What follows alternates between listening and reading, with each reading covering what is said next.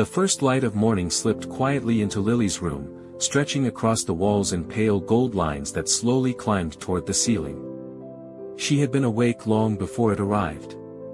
Her eyes remained fixed on the same cracked surface above her, unmoving, as if she were waiting for something to appear there, an answer, a direction, some kind of sign that would tell her what to do with her life.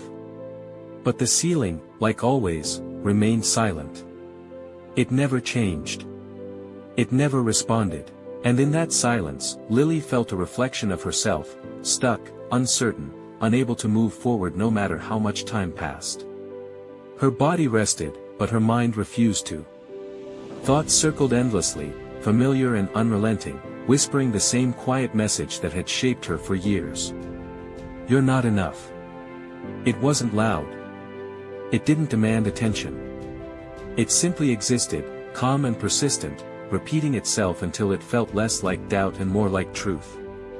Over time, Lily had stopped questioning it. She had accepted it, allowed it to settle into her identity, quietly influencing every decision she made and every opportunity she avoided.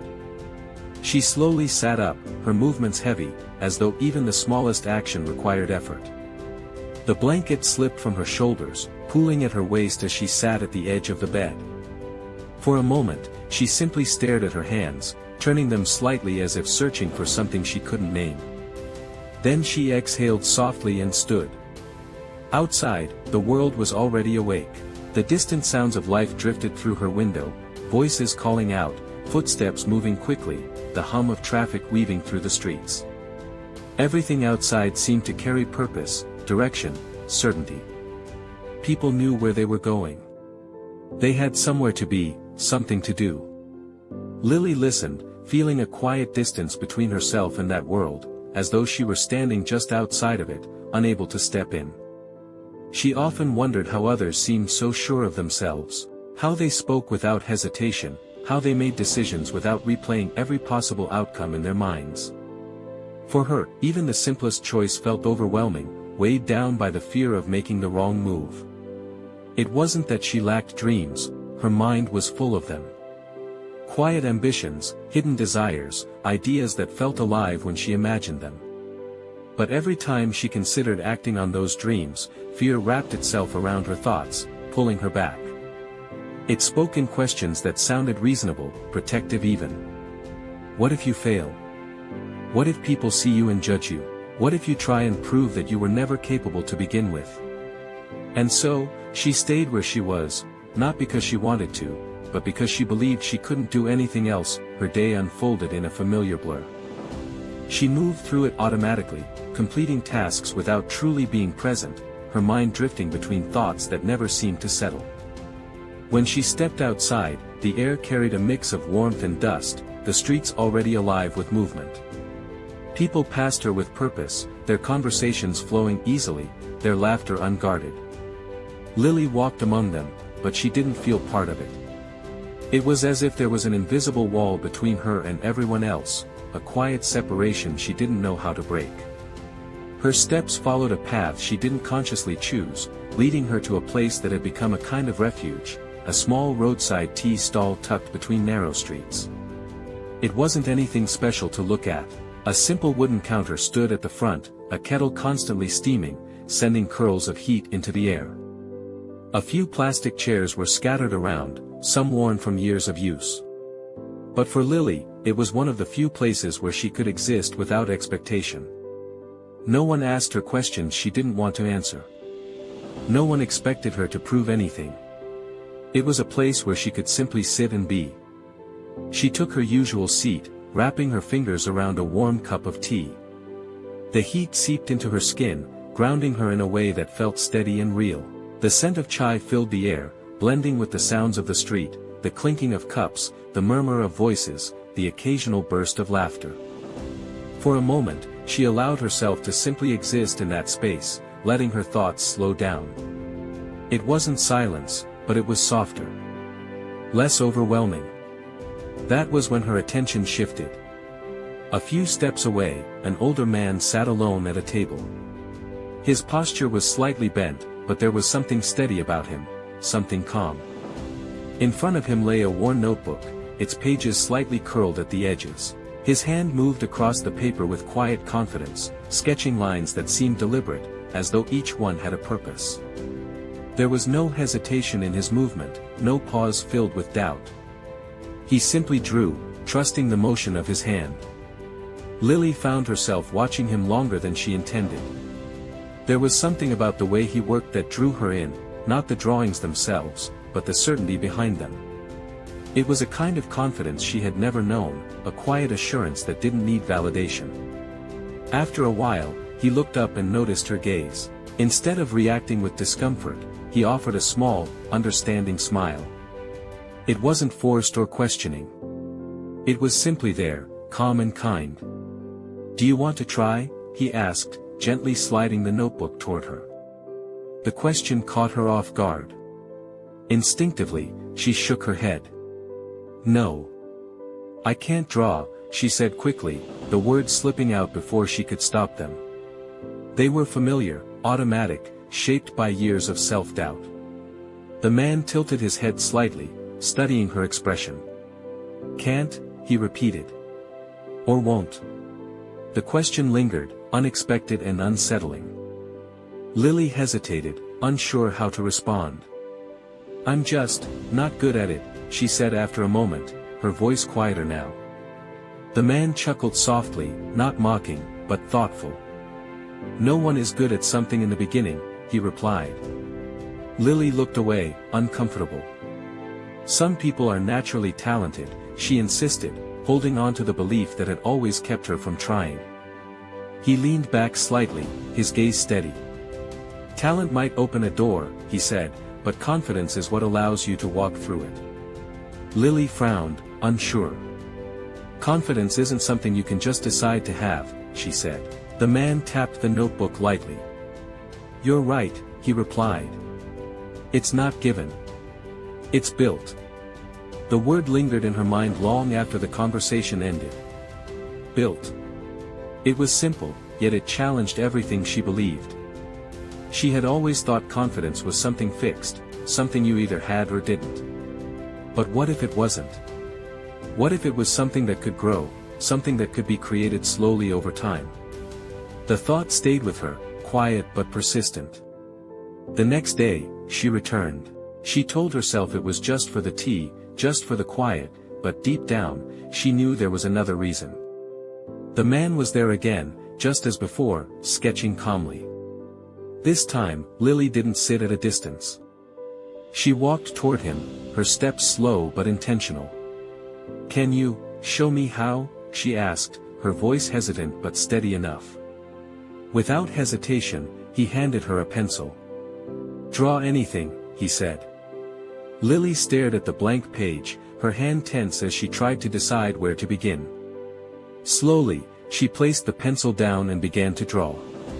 The lines were uneven, the shapes unclear. It didn't look like anything she had imagined. Frustration rose quickly, and she pulled back. "See? I told you," she said softly. "I'm not good." The man glanced at the page and then back at her. "You made a mark," he said calmly. "That's the first step." Lily shook her head. "That's not enough." "It is," he replied gently. "Because yesterday, you didn't even try." That moment stayed with her more than she expected. It wasn't praise. It wasn't criticism. It was simply truth. Yesterday, she had done nothing. Today, she had tried. And somehow, that mattered more than the result. Days turned into weeks, and Lily kept coming back. At first, nothing seemed to change. Her drawings remained awkward, her lines uncertain. The voice in her mind didn't disappear, it pointed out every flaw, every mistake, every reason she should stop. There were moments when she wanted to quit, when the frustration felt overwhelming, when the old belief returned stronger than ever. What's the point? But something inside her had begun to shift. For the first time, she wasn't stopping just because she wasn't good at something. She was continuing anyway. It felt uncomfortable, unfamiliar, even exhausting, but it also felt new. Each day, she showed up. Each day, she tried. And slowly, Something inside her began to change, not suddenly, not dramatically, but quietly, like something growing beneath the surface. One evening, after a particularly frustrating attempt, Lily dropped the pencil onto the table, her patience worn thin.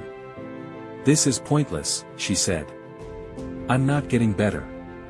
The man looked at her calmly. "How do you measure getting better?" he asked. She hesitated. "I don't know, it should look better than this." He nodded. "And how long have you been practicing?" "A few weeks," she replied. He leaned slightly forward. "You expect confidence in a few weeks?" Lily didn't answer. The question itself was enough. "Confidence," he continued, "is built slowly. You don't see it grow every day, but every effort adds to it." That night, as Lily walked home, her thoughts felt different. She wasn't suddenly confident. She wasn't free from doubt. But she understood something she hadn't before. She had been waiting to feel ready, waiting to feel capable, waiting to feel confident before allowing herself to move forward.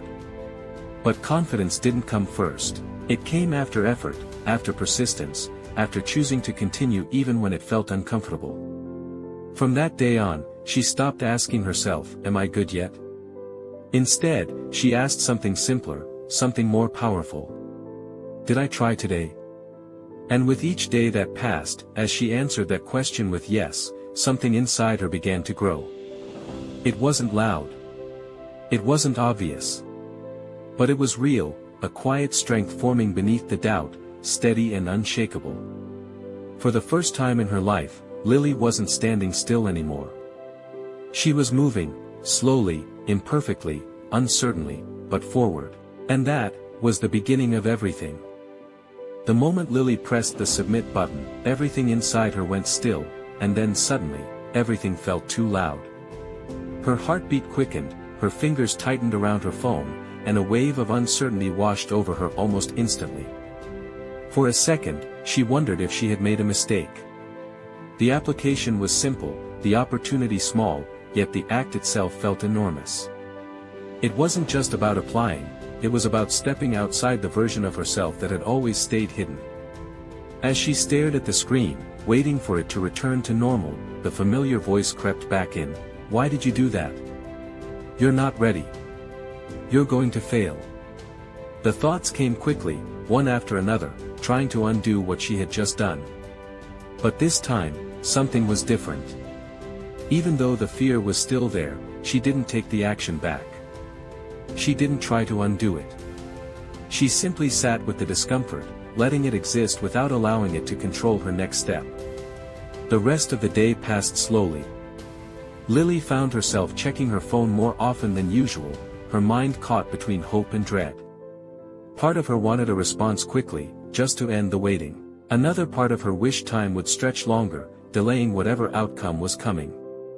When the notification finally appeared, her chest tightened instantly.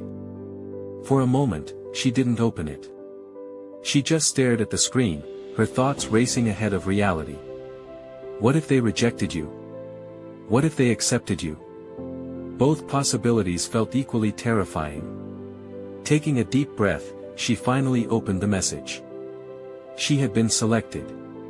The words didn't feel real at first. She read them again, slower this time, as if trying to confirm they wouldn't disappear.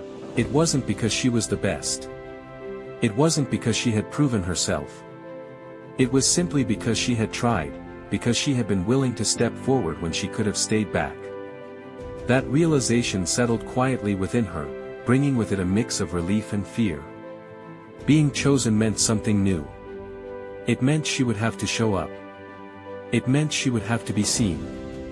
The first meeting felt overwhelming from the moment she stepped into the room. Voices filled the space, confident, clear, unhesitant. People spoke as if their ideas mattered, as if they belonged there without question. Lily found a seat at the edge, her posture slightly tense, her hands resting quietly in her lap.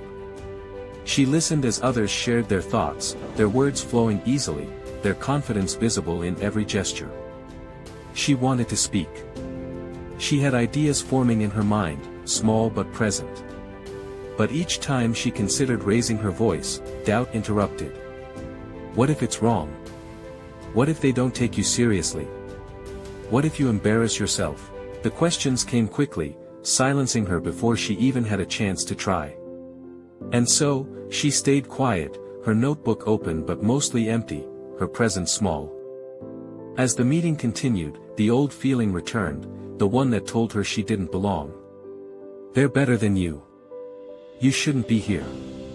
For a moment, she considered leaving.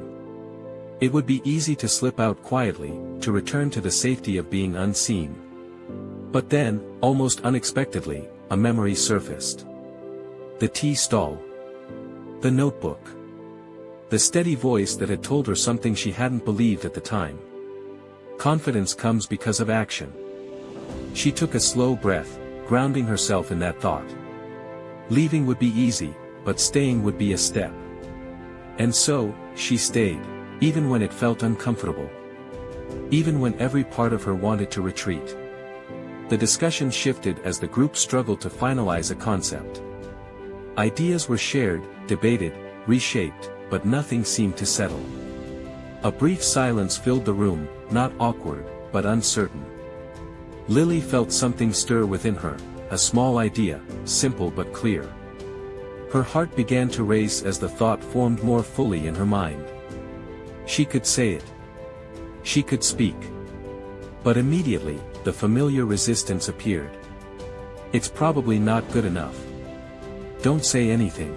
Her fingers tightened slightly as she looked down at her notebook, the blank space reflecting her hesitation. The silence stretched just a little longer. And then, before she could overthink it, she spoke. What if we keep it simple, she said, her voice softer than she intended, but steady enough to be heard. Maybe focus on one clear idea instead of trying to include everything. The moment her words left her, her chest tightened. She felt exposed, vulnerable, as if she had stepped into a spotlight she wasn't prepared for. For a brief second, no one responded, and in that silence, her doubt surged. That was a mistake. But then someone nodded. That actually makes sense, another voice said. We've been overcomplicating it. A few others agreed, building on the idea, shaping it into something stronger. Lily sat there, still and quiet, processing what had just happened. Her idea hadn't been dismissed. It hadn't been ignored. It had been heard, and more than that, it had been valued. Something shifted inside her at that moment. Not dramatically, not all at once, but enough for her to notice. Her voice, even when uncertain, had meaning. The days that followed were not easy. Being part of the group meant participating, contributing, showing up again and again. And each time, Lily faced the same internal resistance. The fear didn't disappear just because she had spoken once. It returned in different forms, doubt in her abilities, hesitation in her decisions, fear of making mistakes. And she did make mistakes. Some of her ideas didn't work. Some designs she created were rejected or needed changes. At times, feedback felt difficult to hear, even when it was meant to help, but this time, she didn't walk away. Instead, she stayed with it. She listened. She adjusted. She tried again. Each mistake, instead of becoming a reason to stop, became a part of the process. Slowly, she began to see failure differently. It wasn't proof that she wasn't capable. It was simply part of learning. Even then, there were moments when it felt overwhelming. One evening, after a long day filled with revisions and criticism, Lily returned to the tea stall. She sat down heavily, her energy drained, her thoughts tangled. The man was there, just as he always had been, sketching quietly. For a while, she didn't say anything. She just sat, letting the silence settle. I thought it would feel easier by now, she finally said, her voice tired. But I still feel scared. The man looked at her, his expression calm. Do you still try? He asked.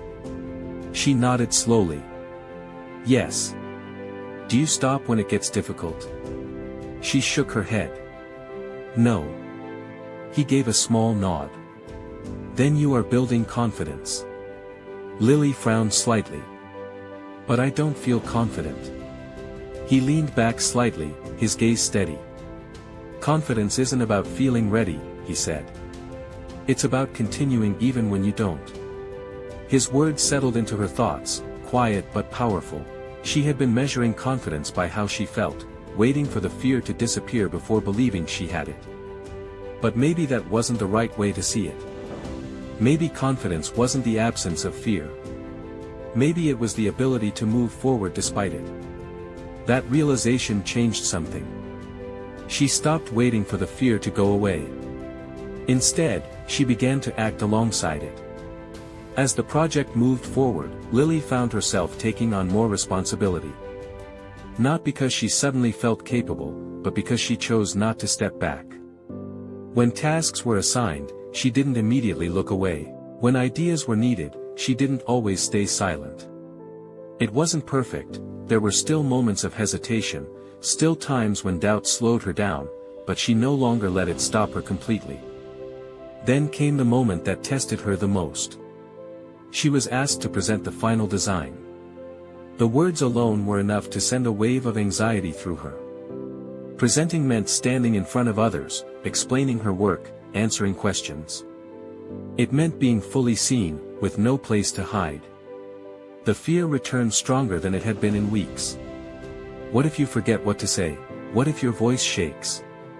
What if you fail in front of everyone? For a moment, she considered refusing.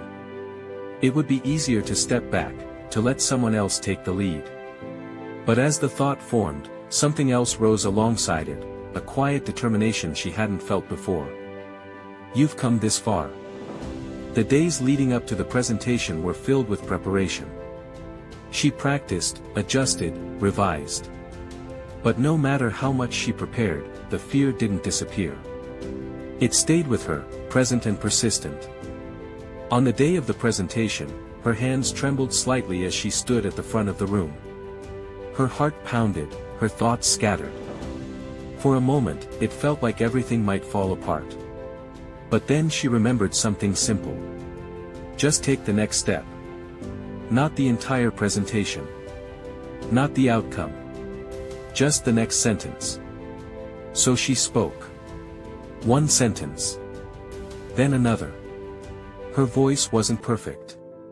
It wavered at times, her words not always as smooth as she had practiced. But she didn't stop. She kept going, focusing only on the next step, then the next. And before she realized it, she had finished. There was a brief moment of silence, and then, applause. It wasn't overwhelming, but it was real. And in that moment, Lily felt something she had never truly felt before, not pride in perfection, but pride in effort. She had shown up. She had faced the fear that once would have stopped her completely. And she had moved forward anyway. As she sat down, her hands still slightly unsteady, a quiet realization settled within her. Confidence hadn't appeared before the moment. It had been built through it. And for the first time, she truly understood. It was never about waiting to feel ready. It was about choosing to begin, even when she wasn't. Time did not transform Lily all at once. There was no single morning where she woke up suddenly fearless, no dramatic moment where doubt disappeared and certainty took its place forever. Instead, the change unfolded quietly, almost invisibly, woven into the fabric of her everyday life. It lived in the smallest decisions, the moments where she chose to speak instead of staying silent, to try instead of stepping back, to continue instead of quitting. Months had passed since she first sat at the tea stall with trembling hands, convinced that she lacked something essential that others seemed to have so naturally. And yet now, as she sat in that same place, holding the same warm cup of tea, she could feel something different within herself. It wasn't loud or overwhelming. It didn't demand attention. But it was steady. Real. Growing. The tea stall had become more than just a place. It had become a silent witness to her journey. The worn wooden counter, the steam rising from the kettle, the soft rhythm of voices passing by, it all carried memories of who she had been and who she was becoming. She could still picture the girl who once sat there quietly, avoiding eye contact, afraid of even the smallest risk. That version of herself hadn't disappeared completely. It still existed somewhere within her, still whispered its doubts from time to time. But it no longer held power over her actions. That was the difference. Before, her thoughts had controlled her. Now, she had learned to move even when those thoughts tried to hold her back. Her sketches lay open in front of her, lines more confident than they had once been, though still far from perfect. And for the first time, she didn't see imperfection as failure. She saw it as evidence. Evidence that she had tried. That she had continued. That she had stayed consistent even when it was difficult. Each page told a story, not of talent, but of effort. Not of perfection, but of persistence. And slowly, she began to understand something deeper.